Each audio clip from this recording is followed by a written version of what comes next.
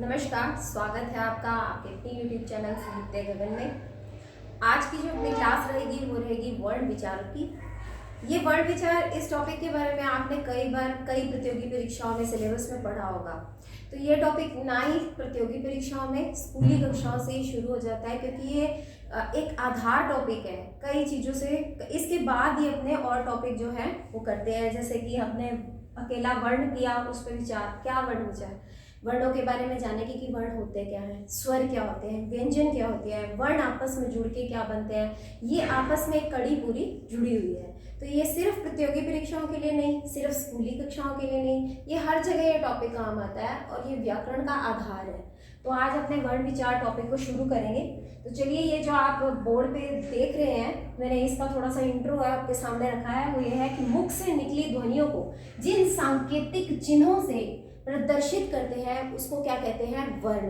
जैसे कि मुंह से हमने कोई भी ध्वनि निकाली, वो तो है ध्वनि, ठीक है। उसके बाद उसको हमने किसी प्रकार से लिखा, किसी भी सांकेतिक चिन्ह से, जैसे कि मैंने बोला अ, बोल तो दिया, अब मैं इसको लिखूंगी कैसे। तो हमारी देवनागरी लिपि के अंदर हमने इसको इस प्रकार से एक चिन्ह बनाया है। ये अपने आप में आ थोड़ी ना है, हो सकता है किसी और भाषा में भी इसको लिखते हो, किसी और तरह से इसको अपने उच्चारित करते हो। तो ये क्या है, अ।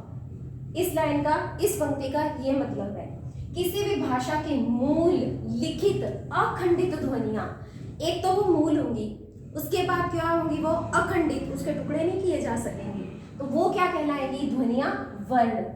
अब बार आपने देखा इस पॉइंट के अंदर भी, इस पॉइंट के अंदर भी ध्वनियां ध्वनियां आ रहा है।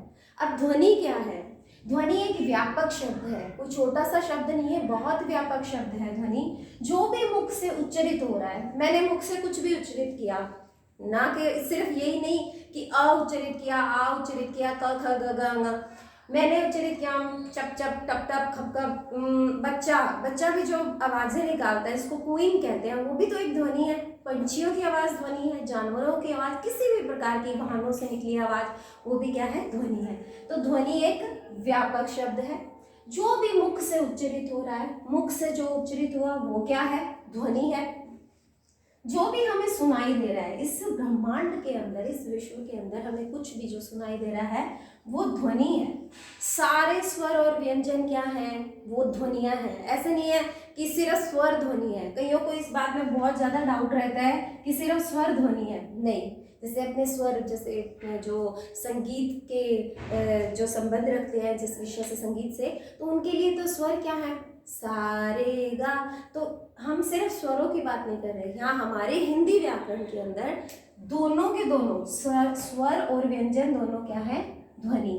इसलिए अगर आपके पास एक प्रश्न आ जाए कि भाषा की सबसे छोटी इकाई क्या है, सबसे छोटी इकाई, ये प्रश्न कई बार मिलेगा आपको और लोग गलत करेंगे, वो क्या करके आएंगे, वर्ण नहीं। भाषा की सबसे छोटी इकाई है ध्वनि, ठीक है जी, ध्वनि। अब इसके बाद ध्वनियां क्या है, आपसे अगर घुमा फिरा के प्रश्न पूछेगा, तथ्यात्मक पूछ सकता है, सत्यासत्य के अंतर्गत पूछ सकता है, तो कौन सी ध्वनियां क्या होती है, सारे स्वर और सारे व्यंजन क्या है, ध्वनियां है, ठीक है जी।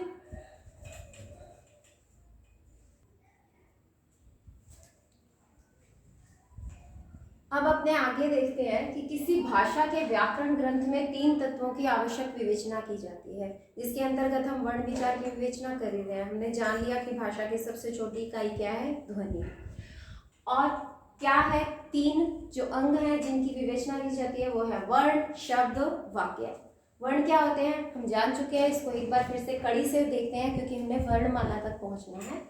किसी भी भाषा की मूल लिखित अखंडित ध्वनियां वर्ण कहलाती हैं। वर्णों के उच्चरित रूप को अक्षर कहते हैं, और वर्णों के व्यवस्थित रूप को, वर्णों का जो व्यवस्थित रूप नहीं, क्रम लिखेंगे यहाँ, वर्णों के व्यवस्थित क्रम को क्या कहते हैं, वर्णमाला कहते हैं। ये जो 3 प्रश्न हैं ये काफी बार पूछे जाते हैं, कई बार मैंने देखा है अलग अलग रूपों में इसको पूछा गया है घुमा फिरा के, कि व्यवस्थित क्रम क्या कहलाता है, वर्णमाला क्या कहलाता है। सीधा प्रश्न कोई भी आपसे पूछ ले कि वर्णमाला क्या है, तो वर्णों का व्यवस्थित क्रम क्या है, वर्णमाला। वर्णों का उच्चरित रूप ही अक्षर है, जो हम, मैंने कहा कि मैंने ये क लिखा, ये वर्ण का एक उच्चरित रूप है।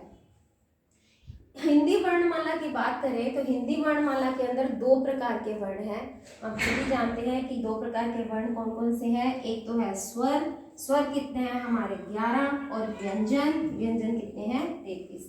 अब अपने जानेंगे कि स्वर क्या होते हैं और इन 11 के 11 स्वरों का और व्यंजनों का हम अलग से इनको पूरा विस्तार से समझेंगे। उतनी देर आप इतना नोट करें।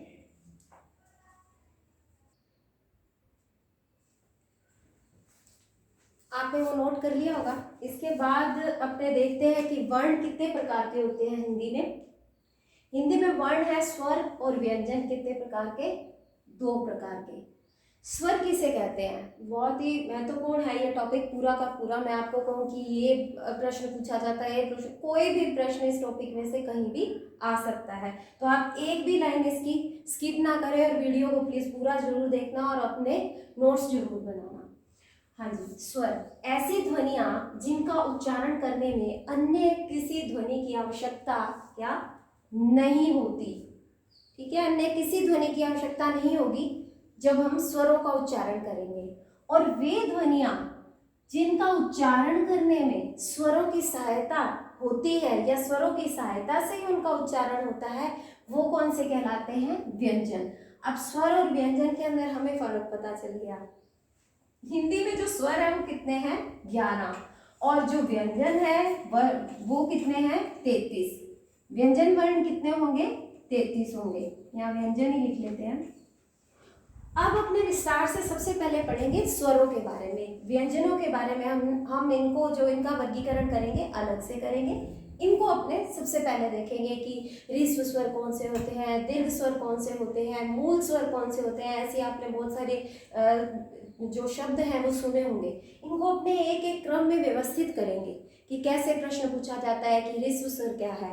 आप में से कुछ लोगों ने सुना होगा, मगर कुछ लोगों को ये डाउट क्लियर ही नहीं होता कि इसको ह्रस्व क्यों कह रहे हैं, इसको दीर्घ क्यों कह रहे हैं। जब तक हम इनको नहीं समझेंगे तो हम संधि नहीं कर पाएंगे। ठीक है, ये टॉपिक जो है हमारे कई टॉपिकों के साथ आगे जुड़ा हुआ है, तो इसको आप एक बार नोट करेंगे इतना, फिर अपने आगे चलते हैं।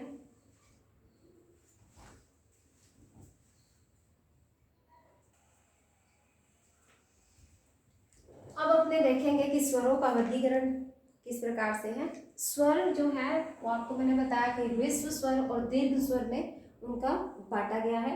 ह्रस्व स्वर को मूल स्वर भी कहते हैं। कौन से होते हैं ह्रस्व स्वर, जिन स्वरों के उच्चारण में अपेक्षाकृत कम समय लगे वो क्या कहलाएंगे, ह्रस्व स्वर या मूल स्वर। ये कौन कौन से हैं, अ, इ, उ, री। ये आप अच्छे से याद रखेंगे, अ, इ, उ, री। इसको इस तरह से आप जैसे भी अपने लय में गति में याद करना शुरू करें कि ये हमारे कौन से हैं, ह्रस्व स्वर। और इसके बाद आते हैं दीर्घ स्वर, जिन स्वरों के उच्चारण में अधिक समय लगे, इससे इनसे मूल स्वरों से या ह्रस्व स्वरों से अधिक समय लगे उनके तुलनात्मक, वो कौन से कहलाएंगे, दीर्घ स्वर। ठीक है, ये कौन कौन से हैं, आ, ई, उ, ए, ऐ, ओ और औ। ठीक है, ये जैसे इसको बोला मैंने अ और एक बोला आ, फिर बोला मैंने ई, फिर बोला ई, तो इनमें आपको पता ही चल रहा है कि कितना समय में थोड़ा सा फर्क है। एक बोलेंगे ई, एक बोलेंगे ई। तो यही ये कहना चाहता है कि जिन स्वरों के उच्चारण में अपेक्षाकृत कम समय लगे वो तो है ह्रस्व स्वर, और जिनके उच्चारण में अधिक समय लगे वो है दीर्घ स्वर। एक इन जो स्वरों के बारे में और चीज है, जो ये दीर्घ स्वर है उसको भी अपने यही देख लेते हैं। वो क्या कि ये वाले जो स्वर है आ, ई और उ, ये जो है ये सजातीय स्वर कहलाते हैं। क्या कहलाते हैं, सजातीय। ठीक है, क्यों कहते हैं अभी देखते हैं। देखो, जो आ स्वर है ये किससे मिलकर बना है, अ प्लस अ। ठीक है, ऐसा कहा जाता है कि सेम, बिल्कुल सेम से अ और अ एक जैसे स्वर है ना, ये वाले मूल स्वर ह्रस्व स्वर अ से मिलकर क्या बना, आ। मतलब हम बोलेंगे आ, तो दोनों दोनों क्या हुए, अ से मिलकर। इसी प्रकार से ई जो है ये, इसको इस प्रकार से माना जाता है कि 2 ह्रस्व ई के बराबर समय लगता है एक दीर्घ ई में, 2 ह्रस्व अ के बराबर समय लगता है उच्चारण करने में आ में, दीर्घ अ में। ठीक है, इसको दीर्घ आ ना बोल के अपने आ बोलेंगे। उ, एक ह्रस्व उ, एक ऋस्व ऊ मिलकर उतना समय लेंगे जितना कि अपने दीर्घ ऊ बोलने में लगेगा। ठीक है, अब ये वाले जो स्वर हैं ए, ऐ, ओ और औ, इनको कहते हैं संयुक्त। क्या कहते हैं? संयुक्त स्वर। क्यों कहते हैं? ये देखो, अ प्लस ई, इससे मिलकर बना है ए, अ प्लस ई, बड़ी ई, दीर्घ ई, इससे मिलकर बना है ऐ, अ प्लस ऋस्व उ, अ प्लस या धन भी बोलते हैं इसको, दीर्घ उ, इससे मिलकर बना है औ।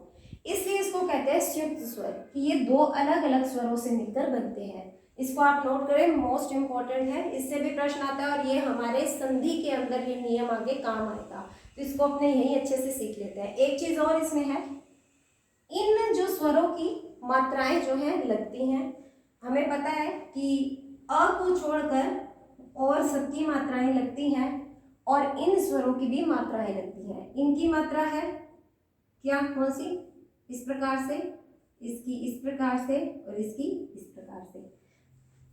आ की मात्रा ये होगी, दीर्घ ई की ये, दीर्घ ऊ की ये, ए की होगी मात्रा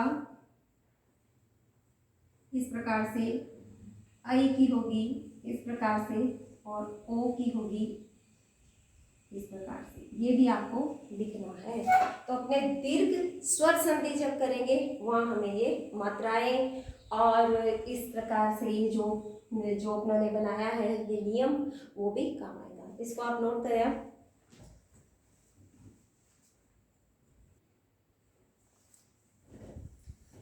ये आपने उतार लिया होगा। इसके बाद इसके अंदर एक और चीज है, वो भी आप लिख लेंगे कि जो मात्राएं हैं वो तो हैं कितनी, 10, और जो ये स्वर हैं अपने वो हैं 11।